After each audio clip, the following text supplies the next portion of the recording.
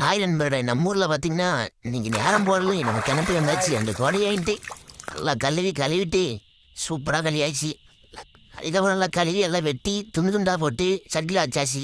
அதுக்கப்புறம் நல்லா பொடி ஏடி போட்டு நல்லா ரவி அடுத்து நம்ம தம்பி பார்த்தீங்கன்னா நல்லா பனவட்டை சரி பனவட்டை சாப்பிட்டுங்கன்னா அவர் கமெண்டில் மட்டும் அவன் லைக் போட்டுட்ருக்கேன். அடுத்து எல்லாம் விரவி எல்லாம் பனவலை தெரியுங்களா, பனவலை எல்லாம் விரவி காய வச்சாச்சு. அடுத்த நம்ம தீரெல்லாம் ரெடி பண்ணி சட்டி வச்சு நல்லா ஹீட்டான பிறவே நல்லா அப்படியே வரும் எண்ணெயை ஊற்ற வண்டி தான். எண்ணெயை ஊற்றி எல்லாம் கடலில் காய வச்சு கறி நின்று அப்படியே எடுத்து லெக் பீஸ் எடுத்து நல்லா எண்ணெயில் மட்டும் அரிசி பார்த்தீங்களா, அப்படியே கருவேப்பிலாடி மண்டாவில் தூவி விட்டு நல்லா கறி இப்படி வந்து இந்த பிஞ்சு நல்லா கறி எல்லாம் சூப்பராக இருந்துட்டு நம்ம நண்பர்கள் இப்போ லைக் போட்டுருவேன்.